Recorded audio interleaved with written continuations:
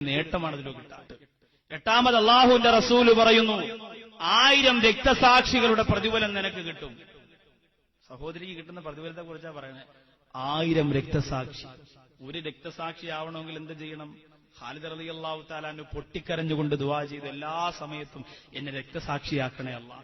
ആ പ്രതിഫലത്തിന്റെ മഹത്വം ആലോചിച്ചുകൊണ്ട് ബഹുമാനപ്പെട്ട ഉബൈദത്ത് റളിയല്ലാഹു അൻഹു ചുഗന്തേ ഉബൈദത്തെ എടുത്തത് അമ്മാർ ചൊരിന്ത് വരും വഴി തൊഴുകൈതമ്മാ നികരേറ്റവർ യാശി ഹബീബുള്ളാന്റെ ദേശത്തിരു മുമ്പിൽ കിടത്തിക്കൊണ്ടേ.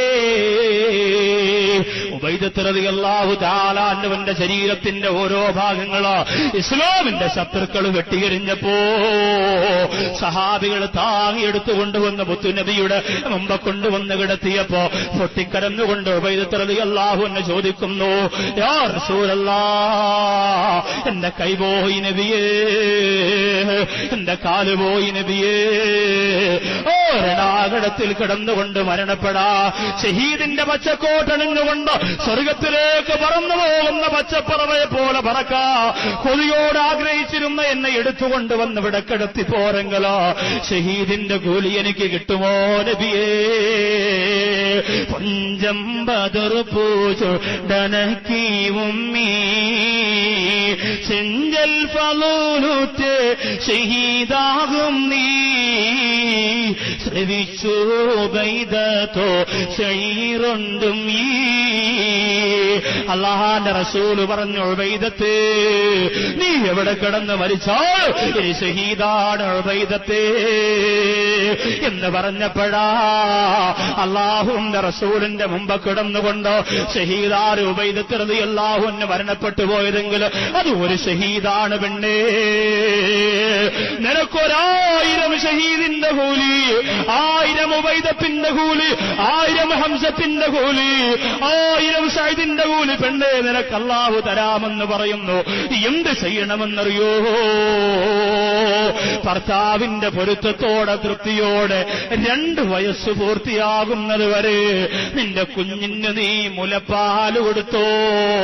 ഹൗലൈനി കാമിലൈ ഹമൽതു ഉമ്മുഹു വഹിനൻ അലാ വഹിൻ വഫിസാലുഹു ഫി ആമൈൻ അഷ്കുറു ലീ വലിവാലിദൈ.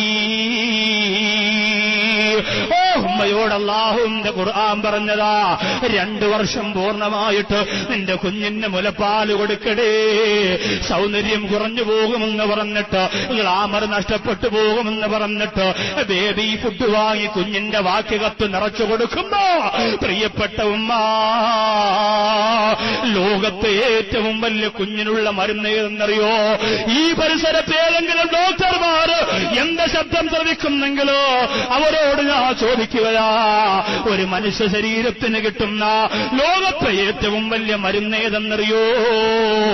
അത് ഉമ്മാന്റെ മാരടത്തിൽ നിന്ന് ചുരത്തി വരുന്ന മുലപ്പാലാണ് പെണ്ണേ.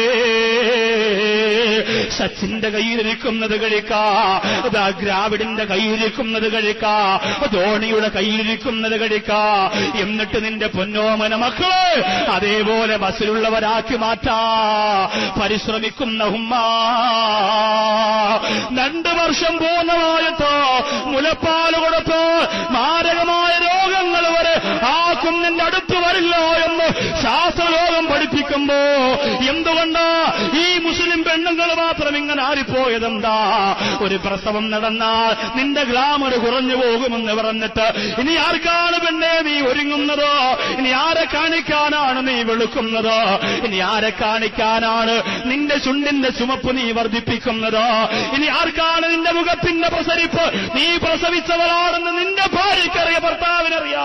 ആ ഭർത്താവാണ് പെണ്ണേ നിന്റെ സൗന്ദര്യം അനുഭവിക്കേണ്ടവള്. അതുകൊണ്ട് തന്നെ അന്യപുരുഷന്മാർക്ക് ശരീരം കൊടുക്കാ, അവർക്ക് മുന്നിൽ ചിരിച്ചു കാണിക്കോ, അവർക്ക് മുന്നിൽ തൊലിവെളുപ്പ് കാണിക്കോ. റോഡിലൂടെ ഇറങ്ങി നടന്നു പോകുമ്പോ നീ എന്തേ ഇങ്ങനെ കറുത്തുപോയെന്ന് ആരും ചോദിക്കാതിരിക്കാ.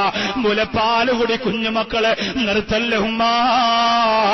2 വയസ്സുവരെയെങ്കിലും നിർബന്ധമാരും കൊടുക്കണേ ഉമ്മ. അതിനൊക്കെ